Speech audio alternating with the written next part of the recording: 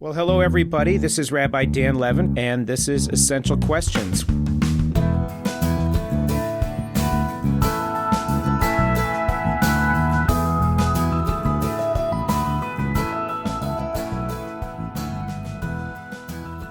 What brought the world into being? In the Torah, the Holy One looked into God's divine toolbox and selected a very special tool with which to create the universe: words. Already in the 9th century, it was the custom that, as Rav Amram Garon wrote in his Siddur, and when the people of Israel enter their synagogues in the cities in order to pray, the chazan of the synagogue rises and commences, Baruch she'amar v'haya ha'olam, blessed is the one who spoke, and the world came into being. The Kabbalists taught that the entire universe was fabricated using the 22 letters of the alphabet. It was the Muslims who referred to the Jews as the people of the book.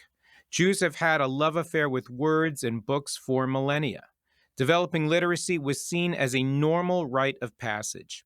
The Mishnah teaches that a child should begin to study Torah at age 5 and Mishnah at age 10. The sage Ben Bagbag is recorded in Pirkei Avot as teaching that everything anyone needs to know is to be found in a book. Turn it over and turn it over again, he said, for everything is in it. I fell in love with books as a child. I never wanted to go to bed at night, so my mother would let me stay up and read in bed. My parents had a huge wall of bookshelves in our family room, and they were filled with my parents' books from college and graduate school, novels and atlas, and the World Book Encyclopedia. Unlike today's college students who rent their textbooks or find them online, I looked forward to the beginning of each semester when I would get to go to the college bookstore and add to my collection of books. When I moved to Israel to start rabbinical school, I shipped 2 boxes of books to my apartment in Jerusalem simply because I couldn't imagine a year without them. When we designed our new office space, I gave the architect one direction: put as many bookshelves in my office as you can cram. Today, however, books and reading seem to be a bit in decline. A recent study suggested that today's college students have a much more difficult time reading. With movies, television, and almost infinite number of sites on the internet, digital magazines, podcasts, and videos, there is so much to explore without reading what's inside the bindings of a book. And yet there is still an almost magical allure to books that persists.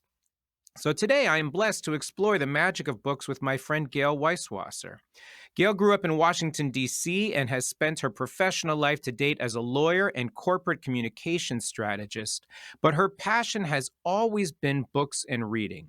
She has written the book review blog Every Day I Write the Book since 2006 and has co-hosted the Readerly Report podcast since 2017.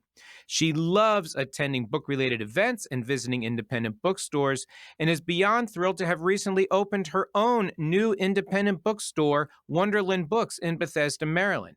Gayle lives with her husband, Dan Feldman, in Chevy Chase, where they have college-age twin daughters and a son in middle school, as well as a sweet rescue pup named Hobart. She majored in American history at Brown University and attended Harvard Law School, where reading for pleasure, as you said, was a rare luxury, and she's been making up for it ever since.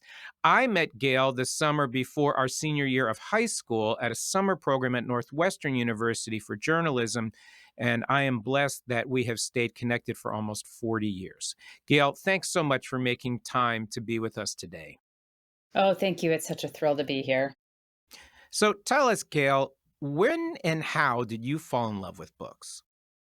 Well, I think like you, Dan, I grew up surrounded by books and I was an avid reader as a kid. I have back on kind of my childhood favorites, the books I returned to over and over again. And they were just my favorite thing to do. I just love to read.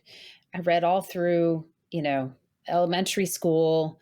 Then I attended private school and we were assigned books. I still remember some of the books that I read in high school. I think that's when I discovered Pride and Prejudice, which I think today still remains my favorite book of all time. And for me, reading was just never a chore. It was never something I dreaded or felt was an obligation. It was during the summertime, it was an escape. During school, of course, it was, something you had to do because it was assigned to you, but I always enjoyed it. I went to college. I read a ton. I majored in history, but I also took a bunch of English classes. So there was just constantly a pile of reading I had to do. And, that love of reading has just been a through line for my whole life. I think I can so relate to that idea of reading.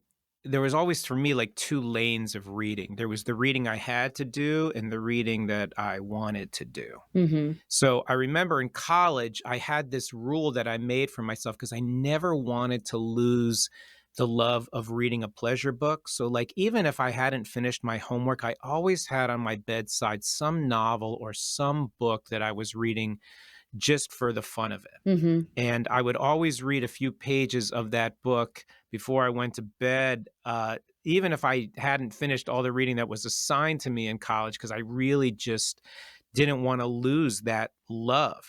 So you mentioned Pride and Prejudice. What makes that your favorite book? What was it about encountering that piece of literature when you were younger that just captured you? Well, it's just a perfect book. It's a romance, first of all. It has a enigmatic, arguably jerk of a love interest, but you kind of see under the core, like into the core of him, that he's a good person. It's just a deeply funny book. It's incredibly well paced. I don't know if you've watched any of the movie adaptations of it, but the way the plot is kind of teased out in that book, and the social commentary, and the way she builds suspense and kind of fallibility in her characters is just perfect. I mean, listen, I'm not alone in this. The devotion to Jane Austen and Pride and Prejudice in the world is just an insane and intense place, and it shows no sign of slowing down. You've seen all the millions of adaptations. People rewrite Pride and Prejudice all the time in all kinds of different ways. So I'm certainly not original in this love, but it is a book that I discovered young and have reread more recently, and I still find it to be a perfect book. And I would think about a book that I encountered as a kid was called Something for Joey. And it was the story of a football player named John Capoletti, whose younger brother contracted leukemia. And he was a college football star and ended up winning the Heisman Trophy because he knew that his younger brother loved every time he scored a touchdown. And so he couldn't help his brother with his illness, but he could try to make him happy by scoring touchdowns. And he ultimately became an elite running back. But I love the book, not because it was about football, but because it was the first time I'd ever really encountered death. And there was something about that book. I think I must have read that book 20 times because it was like a window into a world that I had never encountered. And it was also like a portal into emotional experience that I had never also, I guess, accessed. So, like, when you think about how you connect with books, is there something about books that's about being in someone else's world that becomes your world? Like, what is it about a book or a novel or a piece of literature that brings you somewhere? Yeah, I mean, I think you just touched on exactly what I find so powerful about reading is I think it really, really develops empathy. I have never, and I'm trying to think about some of the books I've read. I've never, well, I don't even want to like curse the gods by saying some of the things I've read about in books. I mean, there's things that happen to characters in books all the time that I've never experienced, probably never will. But by reading, I have gotten a glimpse into that person's mind and what they're going through. And I think that it has made me a deeply empathetic person because when something happens to someone, my mind immediately goes to what they're feeling, what they're thinking, almost like it were playing out in a book. One recent example, do you remember the recent arrest of a student at Tufts who was a graduate student at Tufts who had co-written something in the Tufts Daily about Gaza, I think. And she was recently basically like accosted on the street and then grabbed, arrested, and sent to a prison.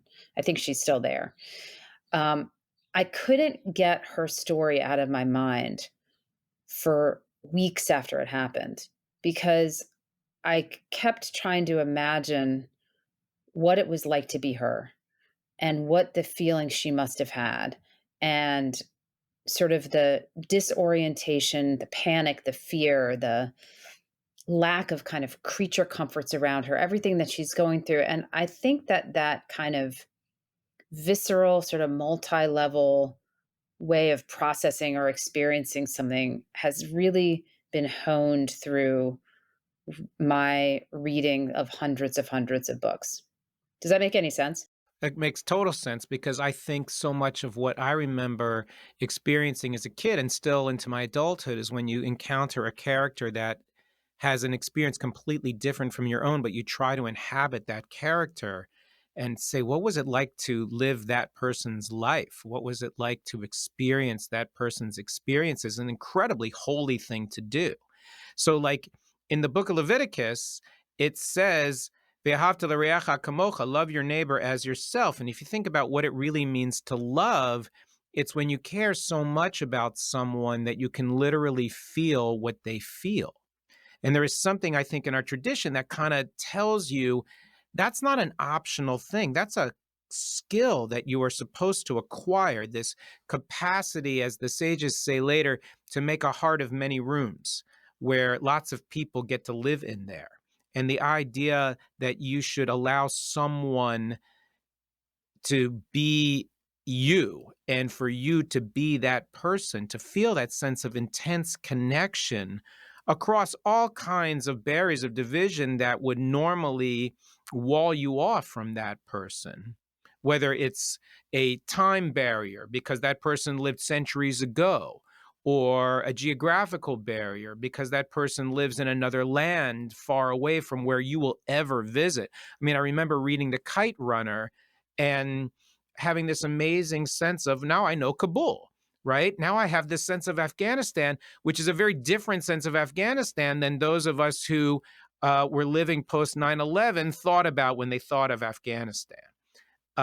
And I think there is something very powerful about how books and literature create that sense of connection. But you have a passion, Gayle, specifically for literature and fiction.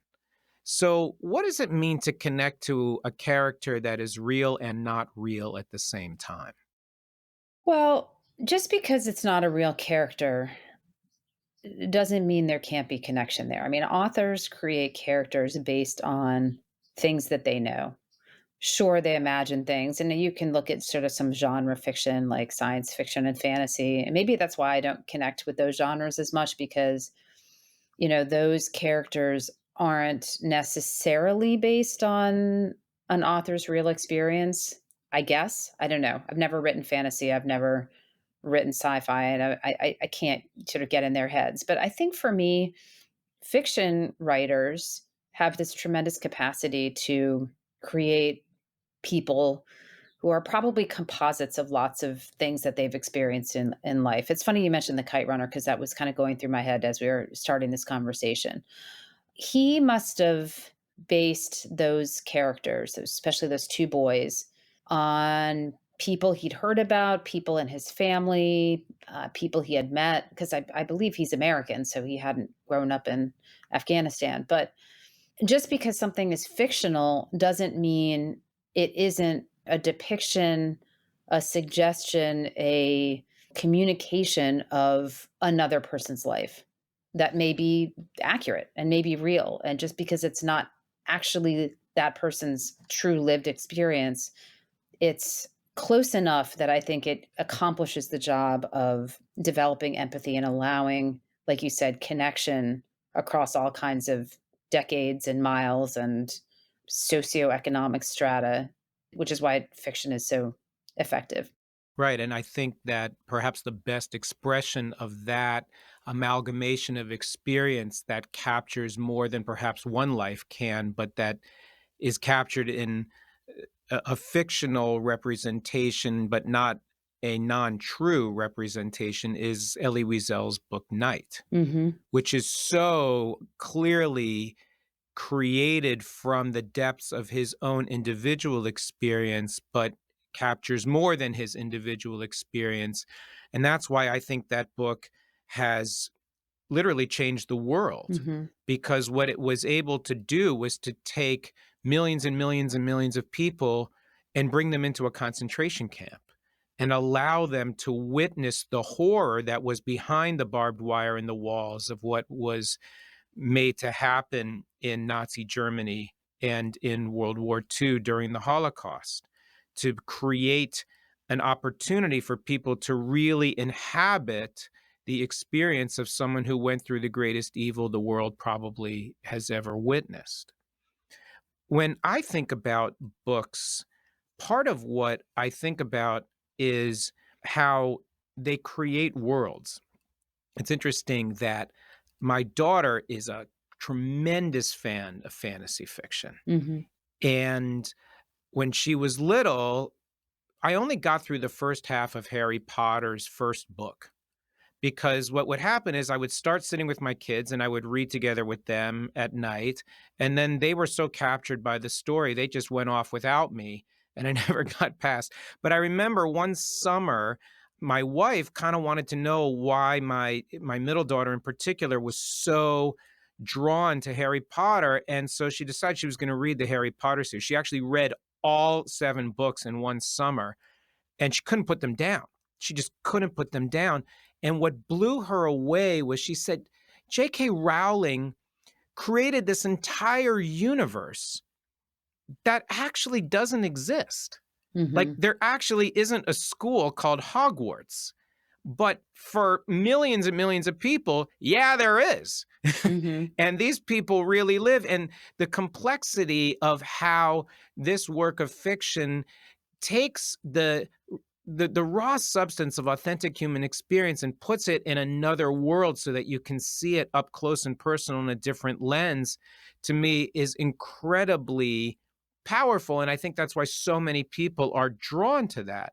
I think Mhm. also some of the reasons that some people are drawn sometimes to literature is because they create for them a vision of what life could be beyond what their lived experience is.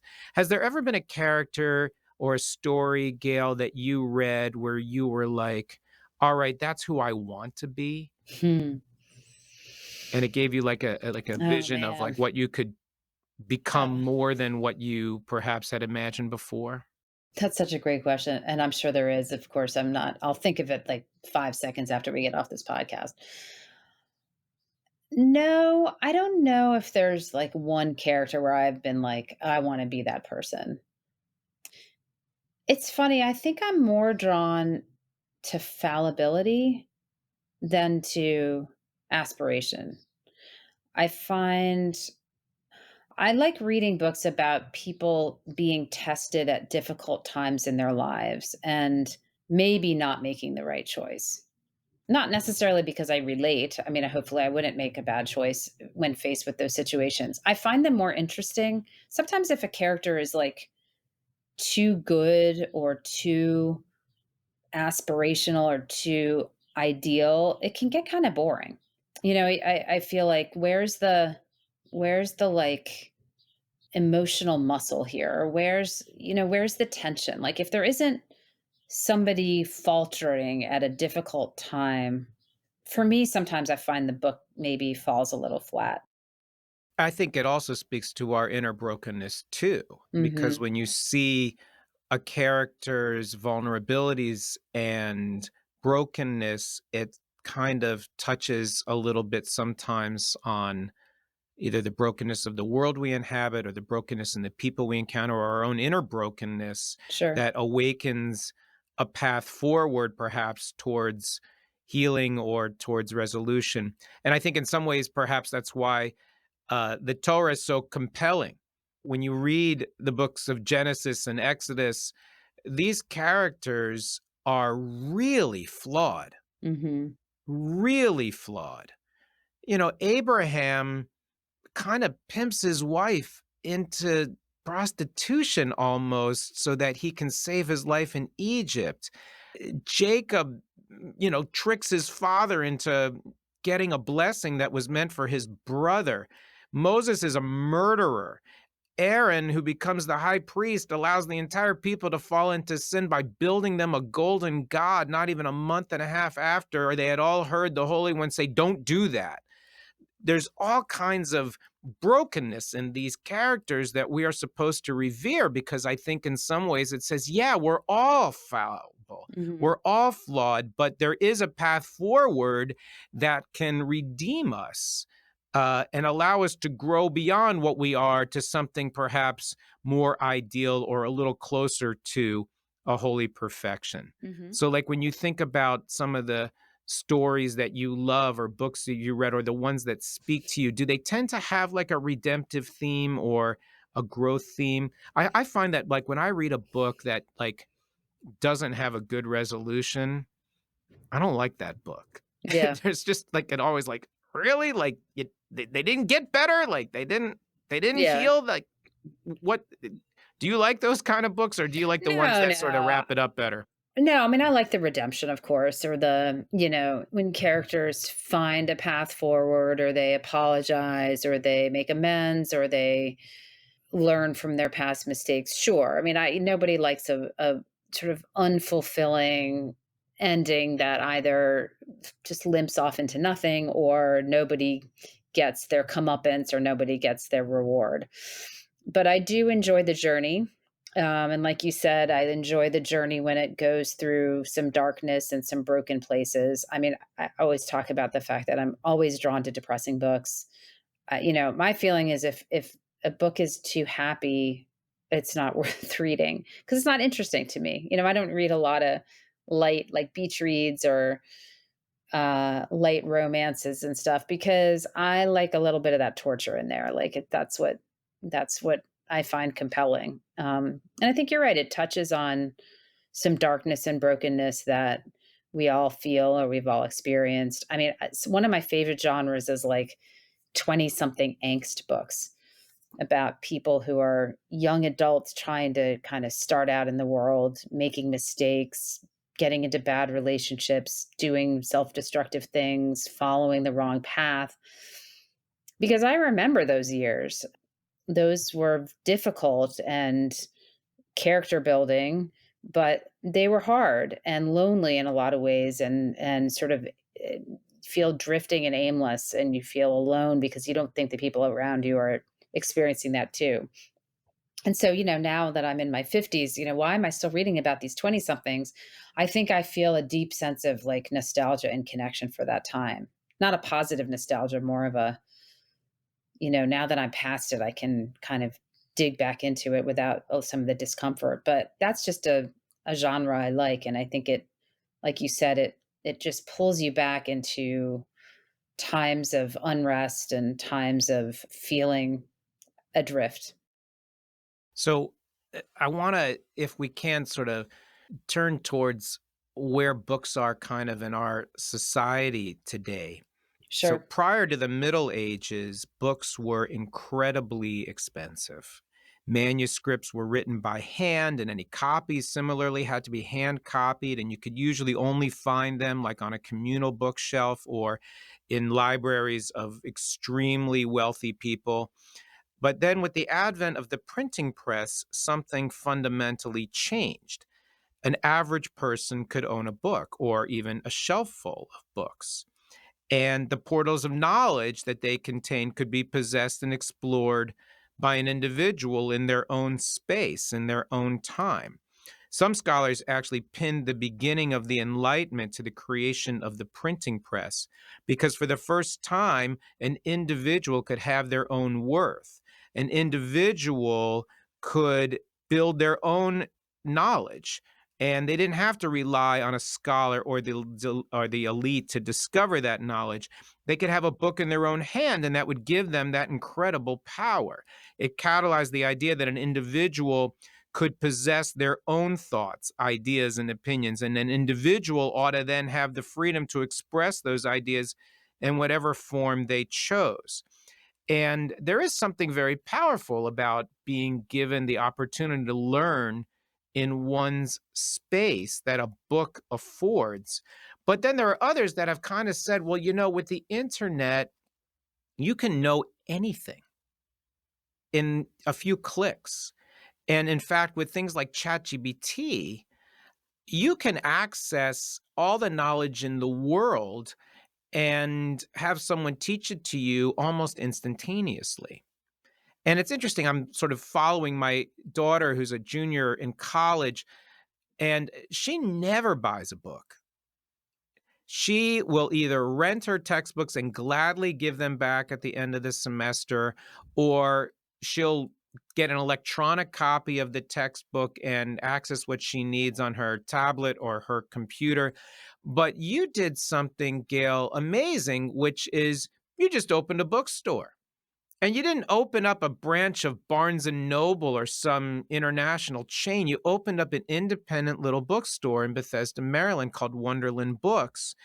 And so, what possessed you to do something that would seem so countercultural? Why open like a geographic bookstore with actual volumes on the shelves for people to purchase? I think I have faith in the book industry that, underpinned my plan to do this store. I've been immersed in the book world for a long time on the sides, kind of as a hobby, very much on the outskirts. But I've been writing a blog and I've been doing a podcast and I've been connecting with other readers and authors for decades. And I don't think books are going away. If books, when did the Kindle come out? When did ebooks start? 20 years ago? Sales of print books withstood that. There may have been a temporary effect, but they've held pretty steady. I took a good look at the statistics around bookstores and books before opening the store. And since COVID, bookstores have really enjoyed a resurgence. I think a lot of people rediscovered reading during COVID. And I just don't think that their demise is as likely as a lot of people like to predict. I looked at the numbers of independent bookstores that were opening over the last couple years, and the numbers have gone up. I know my own habits. I love going to bookstores. A lot of my friends love going to bookstores. People I know love going to bookstores. I'm going to guess you love going to bookstores. There's something about the act of browsing, buying, and reading physical books that I think transcends the convenience and immediacy of the internet, whether it's, like you said, ChatGPT, or being able to look something up, or even being able to read on a Kindle. I can't tell you how many people walk into the store and say to me, so glad you're here. I'm so glad there's an independent bookstore here. I don't want to buy from the big ones, the evil one in Seattle or some of the big box stores. And I don't like to read on a Kindle. I like the experience of feeling a book in my hand. And I mean, I'm not deluded that this is the vast majority of the population. I know the statistics that say, most Americans don't read a single book in a year. I get it. But there's a lot of people who love to read. And I don't think that that's going anywhere. I see young people coming into the store. I see kids coming into the store. It's a very universal love and activity that I think people are never going to give up. We also opened our store in a very well educated, engaged, curious, affluent community, and that has really helped. You know the community exactly where I opened the store. You grew up not far from there, and you know that it's full of smart people who like to read. So that wasn't a coincidence that we opened there. I thought long and hard about where to do it, and it made a lot of sense. And as of now, 5 months in, that gamble has paid off.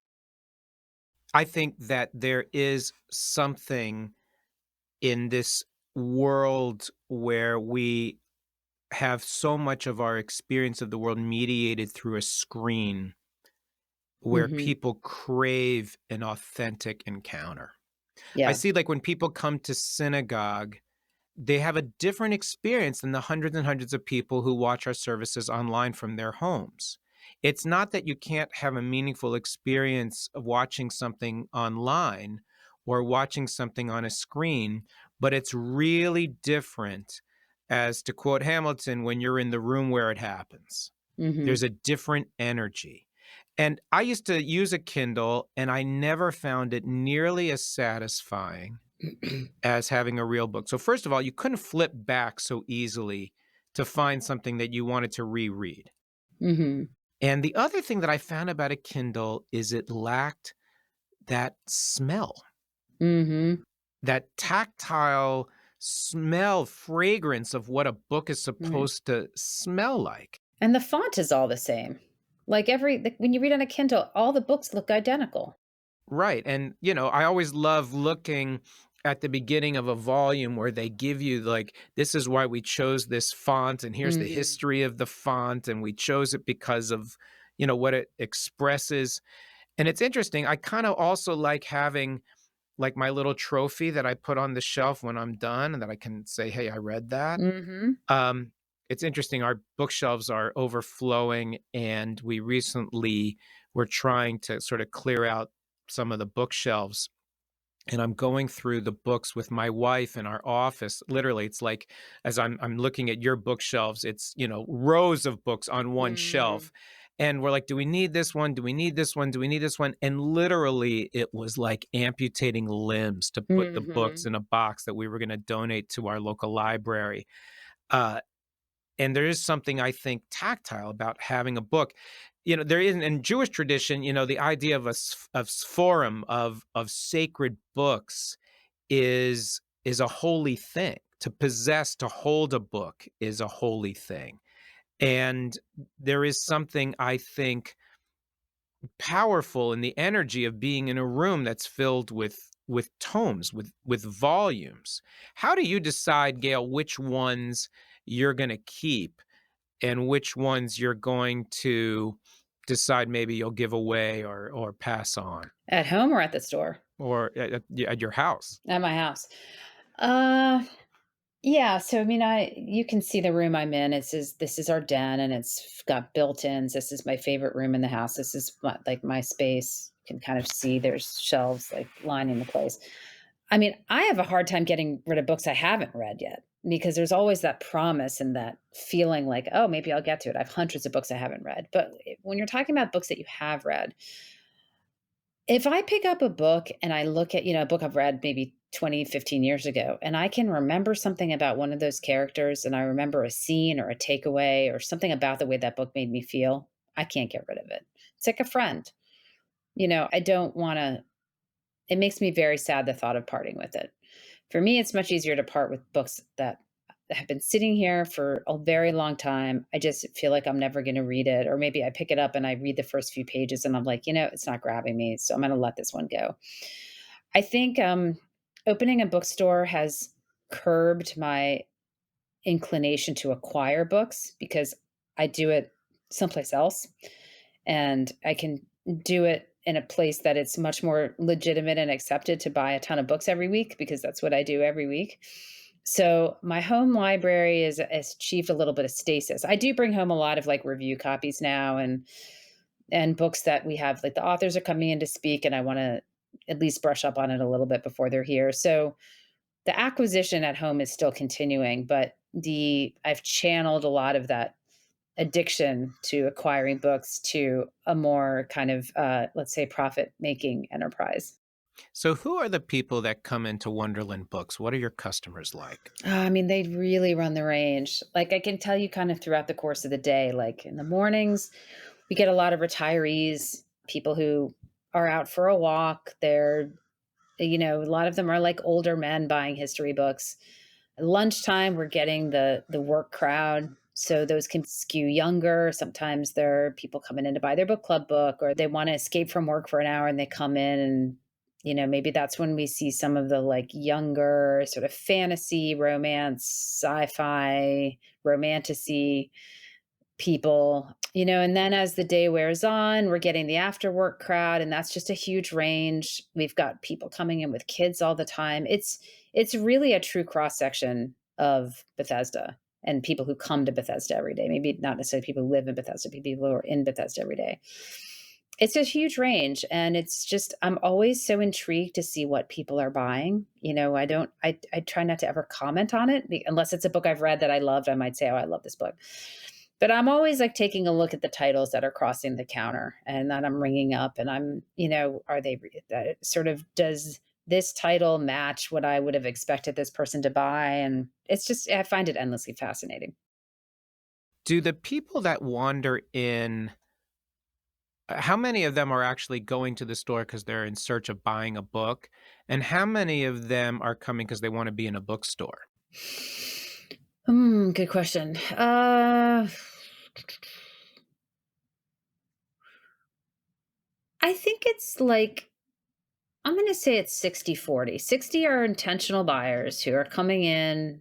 They have something in mind. They're going on vacation and they want to get a book, or their book club is reading something, or their friend recommended something, or their kid needs a book, or they read about a book in the New York Times, or they heard about it on a podcast and they come in and they specifically know what they want. And either they browse as well, but oftentimes they at least have something in mind.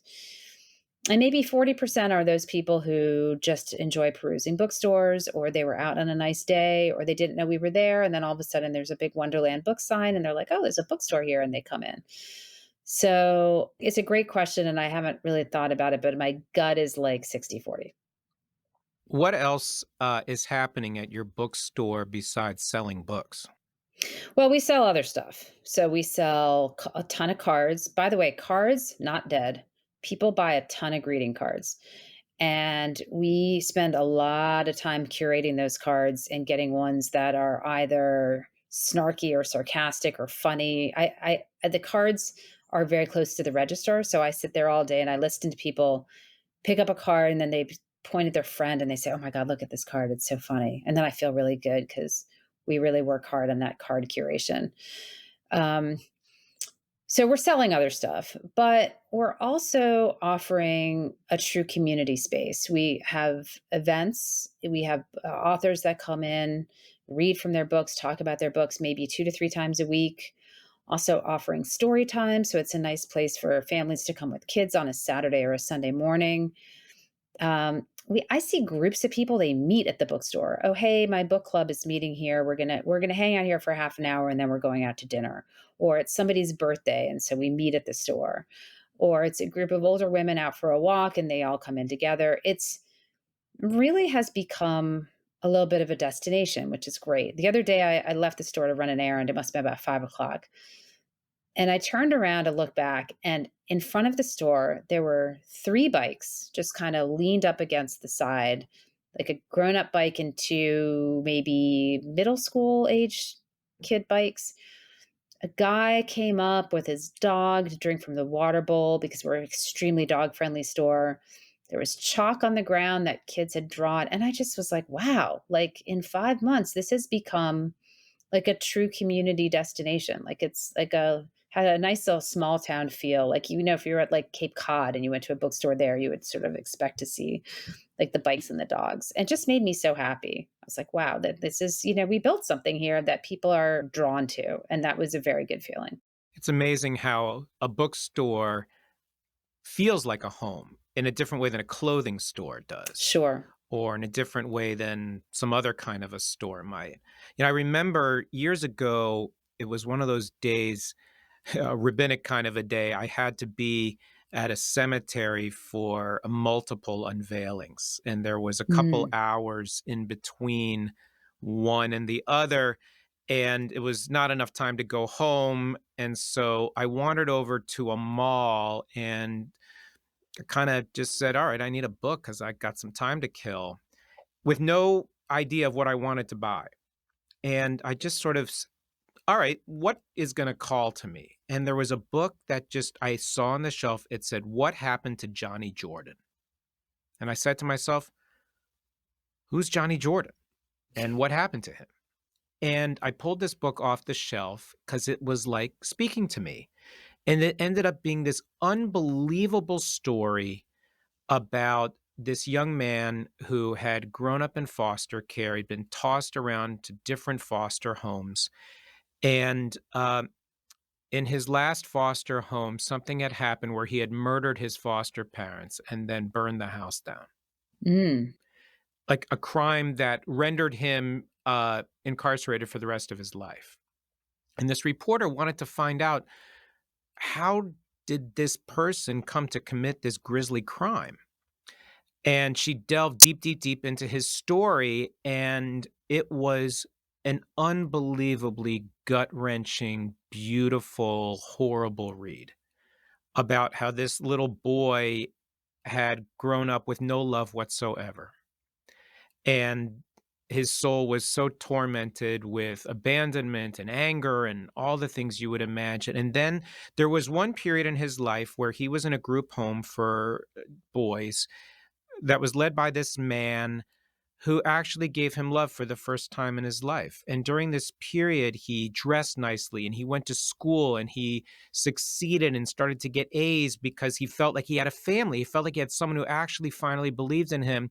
And then it happened about a year and a half later, the grant that paid for this group home was cut, and all of these boys that had formed a family were sent to different foster homes. And within a period of a few months, he ended up committing this crime. Mm.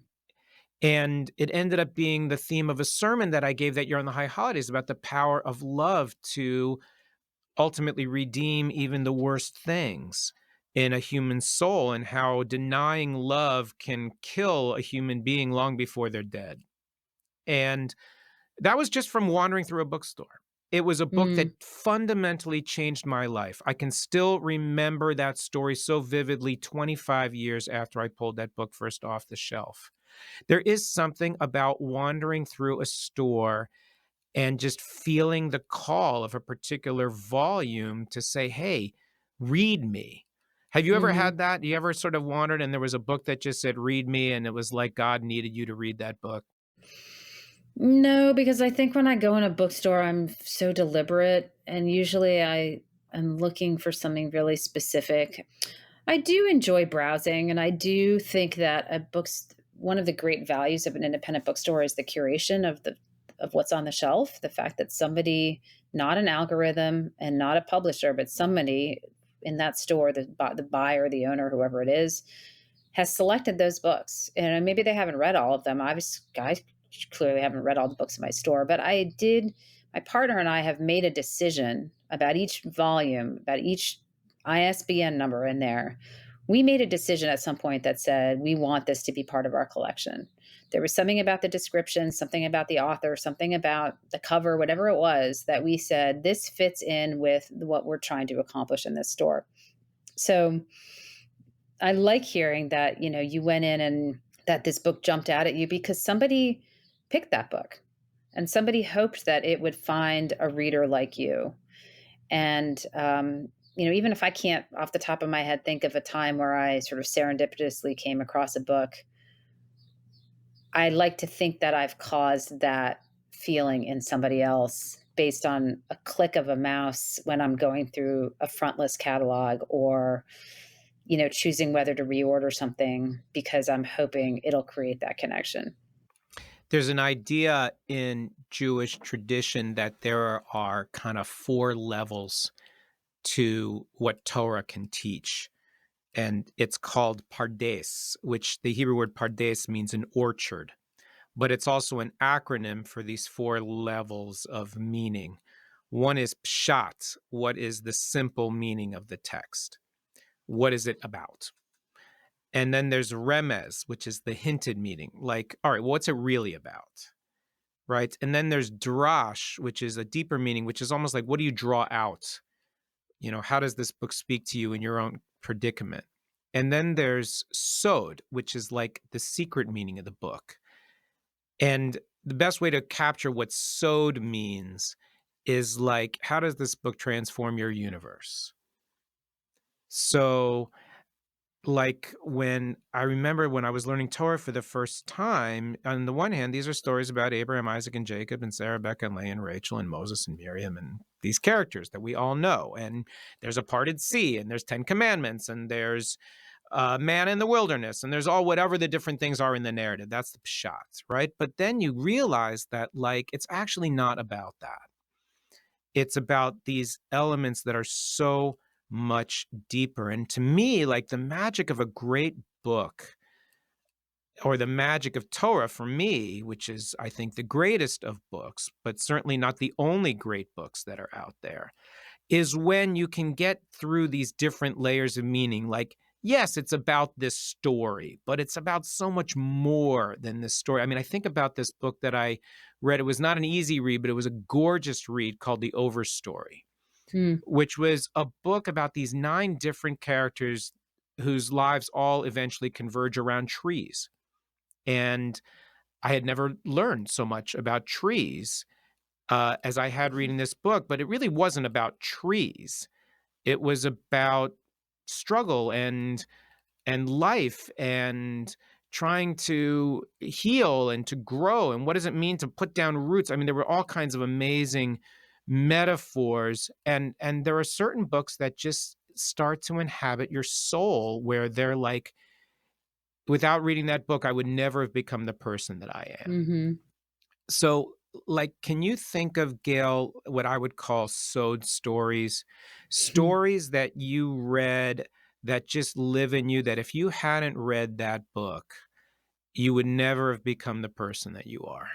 There's so many of them. One that I quote a lot is a book called Nickel and Dimed by Barbara Ehrenreich. Oh, I know that one. Yeah, and it's a book about people living, making minimum wage, doing jobs like housekeeping, hotel maids, and things like that. So she spent a bunch of time getting a job like that, and seeing what it was like to live in that world, which, thanks to many things that I've been fortunate in life, I haven't had to live like that. That book completely changed my life because it gave me such an insight into how so many other people live and work. It made me incredibly grateful for the jobs that I had, for the fact that I always worked in jobs where if I needed to go use the restroom in the middle of the day, I just do it. I don't even think about it. I don't have to worry like, oh, I'm not on a break. I don't have enough minutes to do it, things like that. That book really, really, really spoke to me. And I just, like you said, I wouldn't be the person I am right now if I hadn't read it. Another book that's kind of in the same vein, I sort of drawn to these stories, was Nomadland, on which the movie was based. And it's a book about itinerant workers and people who, in search of work, travel the country seasonally. They might work in a berry farm in the summertime, and they might work at an Amazon uh, a warehouse in the winter. It's people who, need to, in order to live their life and have enough money to support themselves, have to go on the road. It's about kind of the very lonely and exhausting existence that they do. So for me, sort of like getting glimpses into how other people live and work have really changed how I view the world. Trying to think of some fiction, so much fiction out there. A book that makes me deeply grateful to be a woman in America as opposed to other places. Maybe not so much right now, where I think it's a difficult place to be a woman, but it's the second book after The Kite Runner that you mentioned, The Thousand Splendid Suns. I don't know if you read that one. As devastating as The Kite Runner is, A Thousand Splendid Suns is even worse. And it's about these women who live in this incredibly difficult society and the punishments that are doled out and the lack of justice and the lack of autonomy. But man, that book has stayed with me. And, books about women who are in impossible situations and how they get through them and how horribly they're treated have made me so deeply grateful for a society that gives women opportunities, and has made me, really, like so many other people, but so steadfastly protective of women's rights over their own body and their autonomy and their ability to make decisions. I think about when I read the Joy Luck Club, feeling that same sense of gratitude that I live where I live in the time that I live, and obviously as a man versus a woman. Uh, and I think great literature kind of does that. It touches on those sort of holy corridors like gratitude and respect and justice and compassion, and hopefully helping to build understanding and wisdom. I mean, to me, that's sort of what a great book does, is it introduces you to people you would never meet, to ideas that you would never encounter, and says, look at the amazing multiplicity of the way that human beings experience life and grow. Hmm. So, friends, please, if you're in Bethesda, Maryland, go to Wonderland Books. If you're not in Bethesda, Maryland, buy a trip to Washington, D.C. and go to Wonderland Books. But if you can't get to Washington, D.C., check out Gayle's blog, Every Day I Write the Book, or listen to the Readerly Report, Gayle's podcast. Gayle, always have treasured our friendship for 40 years since our summer of 1986, and thanks so much for being with us today. The Essential Questions podcast has been made possible by the Temple Beth El Jewish Ideas Incubator, committed to creativity and innovation in modern Jewish life. Many thanks to our production team. You can find this podcast on Apple Music, Spotify, and the Podbean app, as well as on Temple Bethel's website, tbeboca.org/essential questions. Share this podcast with your friends. Rate us on Apple Podcast or Spotify to spread the word. And we want to know, what are your essential questions? Let us know by emailing us at eq@tbeboca.org. I'm Rabbi Dan Levin, and thanks for listening to the Essential Questions podcast.